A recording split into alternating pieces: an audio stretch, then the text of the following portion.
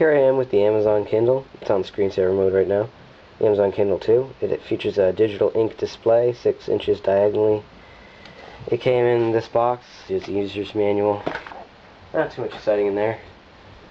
Here's the power cord. Charge it up. Plug it into your computer. Transfer files. Easy peasy. Alright, so the back.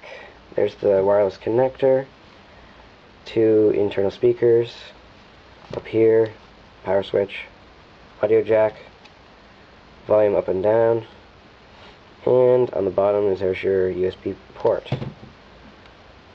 You plug your audio headphones in there. So, front side features all the main buttons, controls, previous page, next page, home screen, and you also have your menu button, brings up the menu.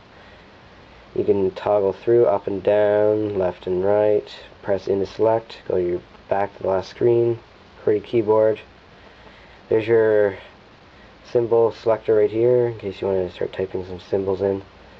And that changes a few settings with the text. So that's basically the physical device itself. I'll open a book up for you. That's from the Skies by Dr. Phil Plait. Just give you an idea what it's like reading with the Kindle. So there's the main page. I'll show you how similar that looks to text. In a second, I'll just change the font size, change it up all the way up to the reading braille. That's how big it is. And you can also decrease the amount of words per line to make it easier to read and to follow if you're not a very strong reader or you just have trouble with all those long lines of text. You can turn on text-to-speech with some books. This book you cannot. It's not very good anyway. It sounds like kind of like Microsoft Sam, either male or female. Rotate the book. There you go. And re-rotate.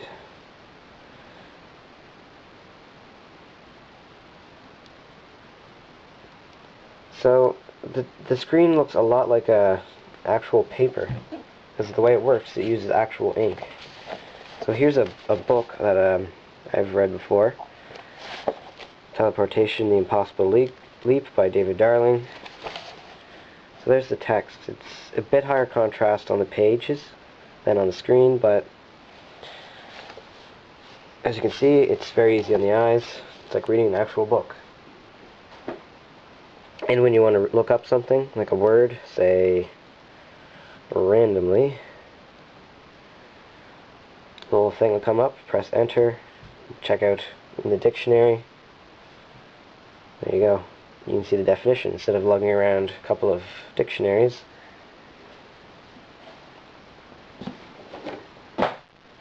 You can easily do that. To the menu, you can navigate to the book fairly easily, go to different locations. Link to the first page read, to view a book description. You can search through the entire book, add bookmarks, notes or highlights. You can just start typing a note or highlight a section that you find interesting.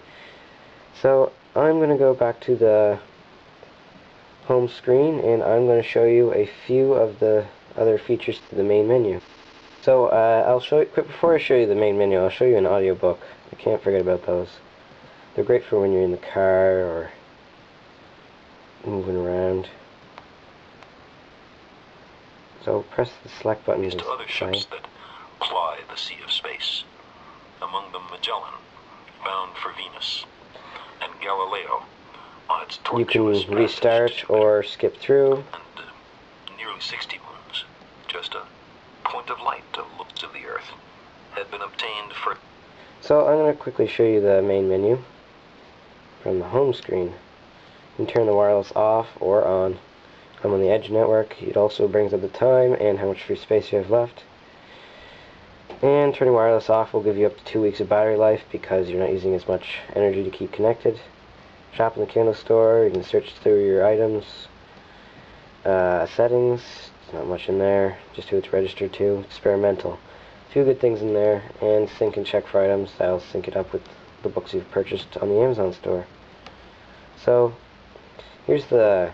I'll try and open up the Kindle store.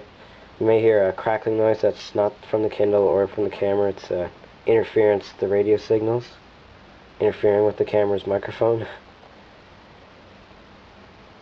Not such a good connection, but it should load. You can search through the Kindle store through over 360 or 370,000 books. They keep adding more every day.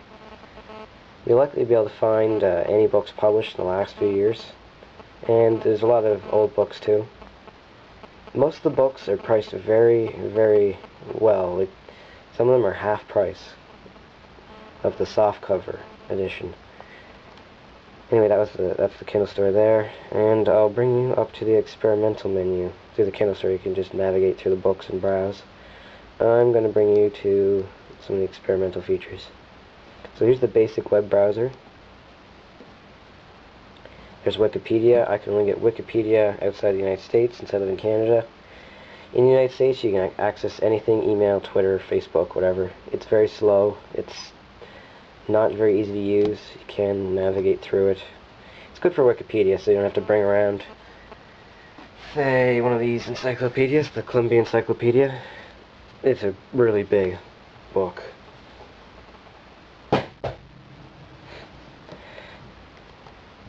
Anyway, also under the experimental is an MP3 player, so you can play music in the background through your speakers or through headphones. Alt space pauses and plays it.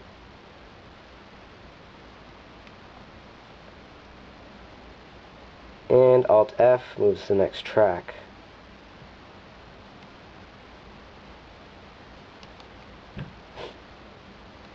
Anyway, yeah, it's experimental. And there's the text-to-speech I told you about beforehand. So that's a few of the experimental features in the Amazon Kindle. So there's a few extra features they include. PDF support, for example. It's there. You can rotate the screen so you can get a better view of a section of it. It's not fully supported. You can't zoom in on the text. Searching is just fair. But it will work in case you have a few PDF documents of books kicking around, say from various websites. There's a few hidden features.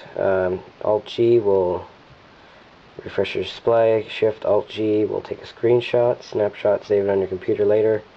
It's in your Kindle somewhere. Just drag and drop. There's games, Shift-Alt-M, Minesweeper, and Gomuku, and it's a very slim, nice device. It's comfortable to read. It's easy to carry around. Shifting pages feels natural. It has that slight delay. The buttons are well spaced. I really like the display for sure. I just can't get over how much it looks like real paper. I sometimes forget that it's an actual screen and that it can change when you hit a button. When I first got it, it was on display mode. I thought it was actual cardboard insert, but it wasn't. So yes, there's a few issues. The wireless is a bit slow. I'd like full wireless access, or internet access. Refresh rates need to be improved. Color needs to be added eventually. They're working on that, I know. Some of the experimental features are still need work on. The PDF support definitely needs to be worked on. It's not so good.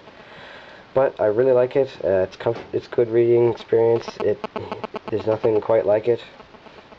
No eye strain, and I definitely recommend it to anyone who is a avid book reader. Thank you for watching, and please subscribe.